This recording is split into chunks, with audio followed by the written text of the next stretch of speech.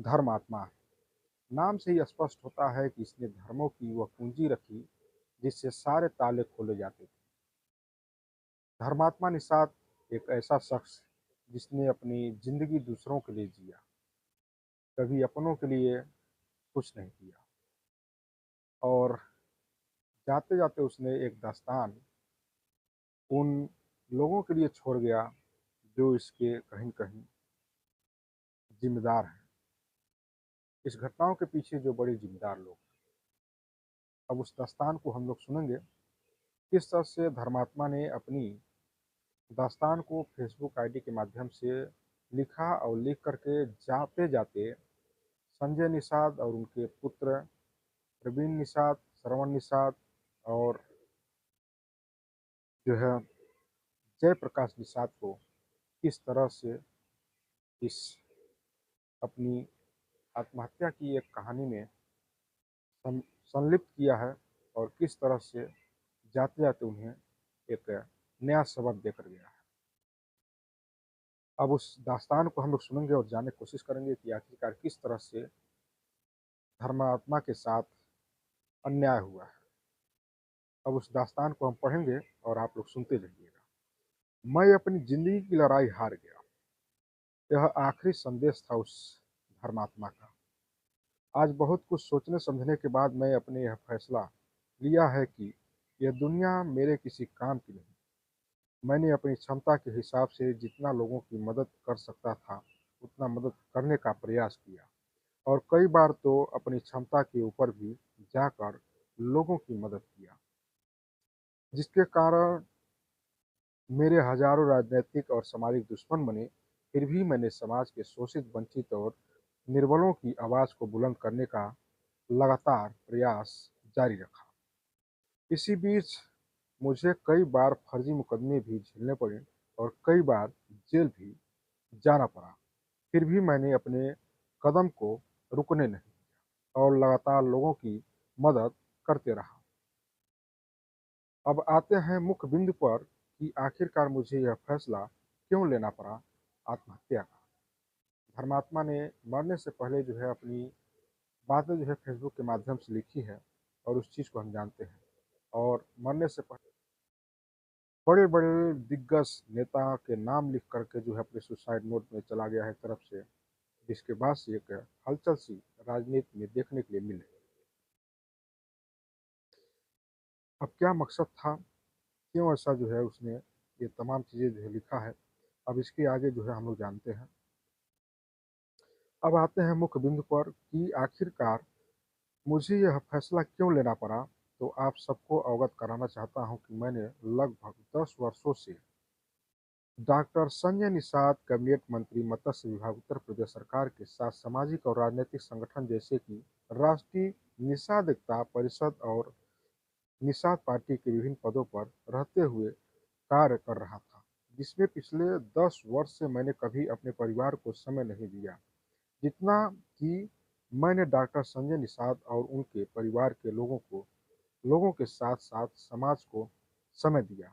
इस बीच मैंने उत्तर प्रदेश के लगभग 40 से 50 जिलों में संगठन और पार्टी के लिए कार्य किया, जिसकी वजह से निषाद समाज के युवाओं के साथ साथ अन्य वर्ग के सभी युवाओं में मेरी लोकप्रियता बढ़ती गई, जिसके कारण डॉक्टर संजय कुमार निषाद और उनके दो बेटों की बेचैनी बढ़ने लगी।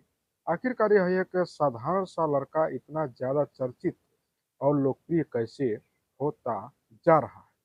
इस बात को लेकर के पिछले 2 दशकों से डॉक्टर संजय कुमार और उनके 2 बेटों ने मेरे खिलाफ सामाजिक और राजनीतिक रूप से षड्यंत्र करते हुए मुझे पहले तो कमज़ोर करने का प्रयास किया, फिर मेरे ही साथ के युवा साथियों को भड़काने व मेरे खिलाफ खड़ा करने के लिए तरह-तरह के प्रलोभन देने के साथ-साथ मुझे और मेरे टीम के साथियों को फर्जी मुकदमे में फंसाने का तरह-तरह का प्रयास करने लगे। इस बीच मनीष निषाद नामक के एक लड़के को मेरे खिलाफ भड़काकर मुझसे मारपीट कराने के लिए उकसाया गया, जिसके कारण मुझे मनीष निषाद को मारना पड़ा था, और उसको मैंने ऑन कैमरा मारा था, क्योंकि उसने मेरे दुश्मनों के साथ मिलकर मेरे घर पर आकर मेरी माँ, बहन के साथ गाली गलौज और मारपीट किया था, जिसमें मेरे एक बहुत ही करीबी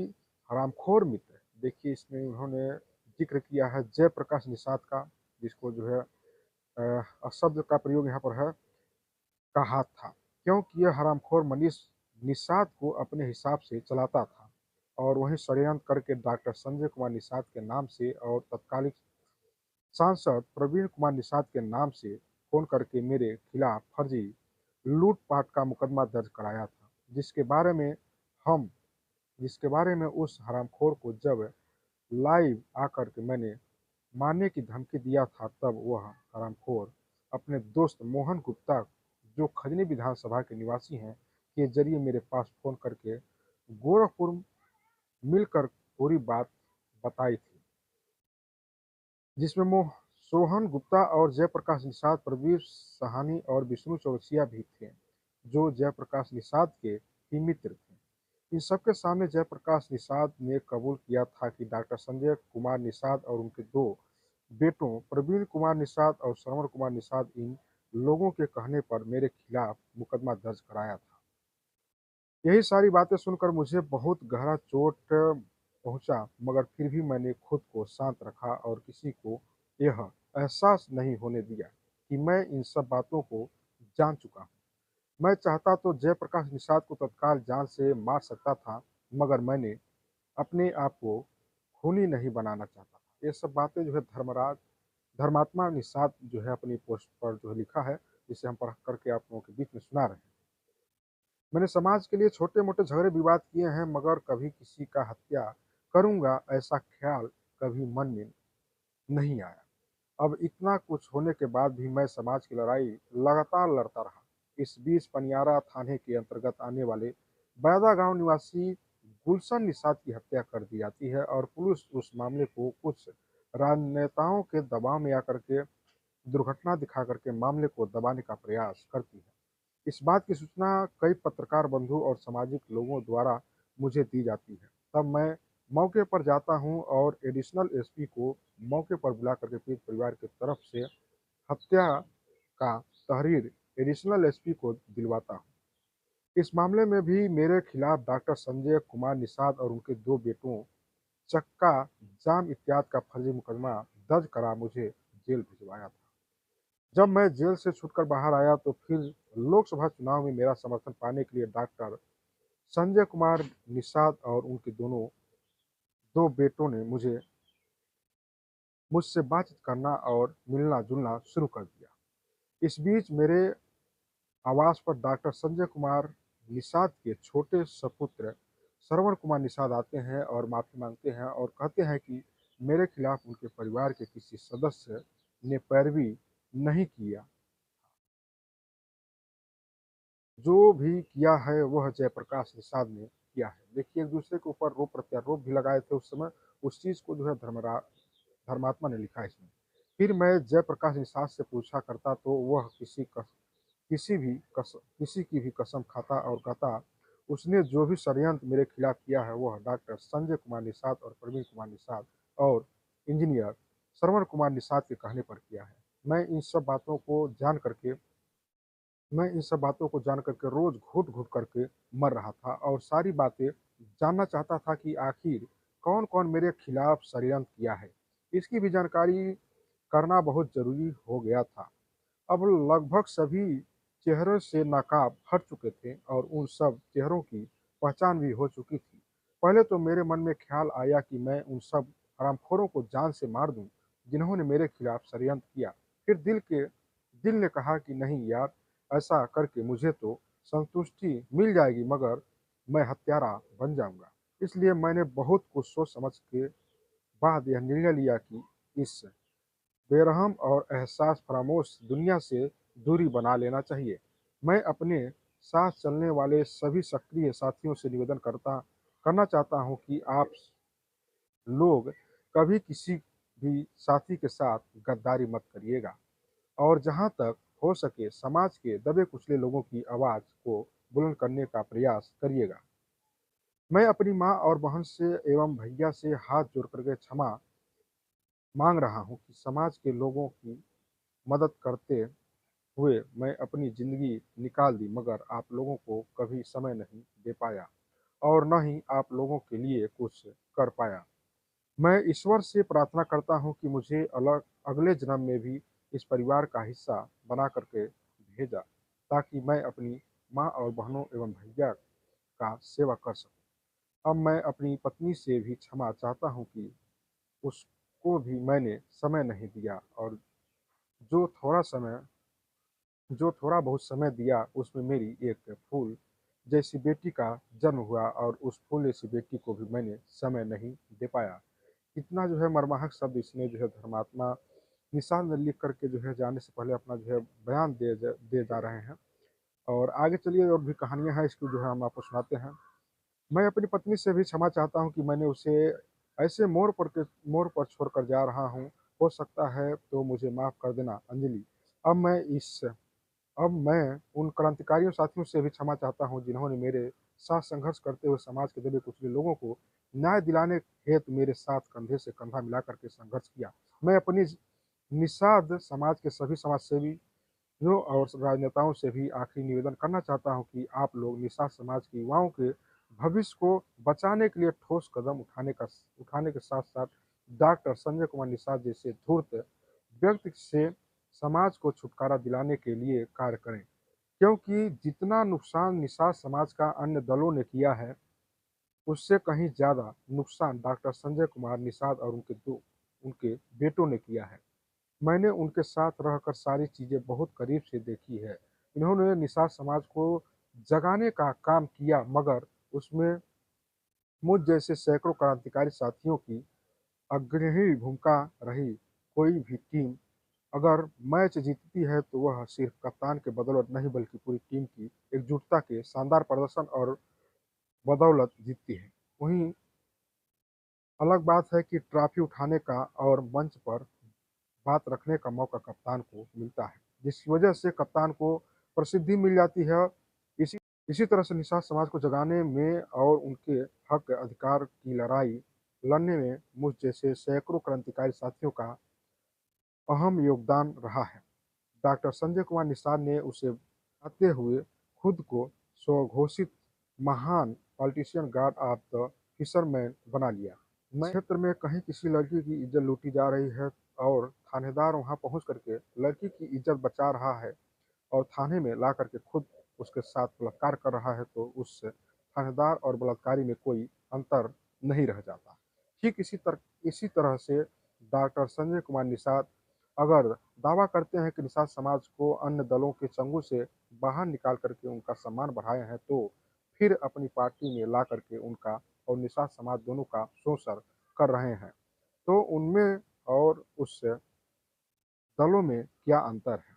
जब वह मुझ एक वफादार सिपाही का नहीं हुए, तो मैं अपने 10 वर्ष डॉक्टर संजय कुमार निषाद और उनके बेटों को दे दिया, तो अन्य किसी का वह क्या होंगे? वह सिर्फ उसी के हो सकते हैं जो उनका तलवा चाटने का काम करते रहें और जो उनको अपना इज्जत आबरू लुटा करके उनको खुश रखे। बस वही लोग उनके चहेते रह सकते हैं। लिखने के तो सैकड़ों मामले हैं, जो लिखने लगूँ तो कई घंटे लग जाएंगे, क्योंकि मैं जहाँ-जहाँ समाज की लड़ाई लड़ी है, वहाँ मेरी लोकप्रियता कम करने के लिए मेरे विरुद्ध पैरवी करने में डॉक्टर संजय कुमार निषाद और उनके बेटों ने कोई कोर कसर नहीं छोड़ी है। पता नहीं उन सब को मुझसे इतनी जलन क्यों हो रही थी। खैर छोड़िए वह सब, अपना राजनीति करें, और उनसे दूरी बनाने के लिए मैं दुनिया को छोड़ दे रहा हूँ। बस आखिरी बात मैं अपनी निषाद समाज से कहना चाहता हूँ कि आज तक मैंने निषाद समाज के लिए जो भी हो सका वह मदद मैंने किया। अब मैं समाज से अपने परिवार की सुरक्षा और उसके भविष्य की जिम्मेदारी आप सब पर सौंप के जा रहा हूँ।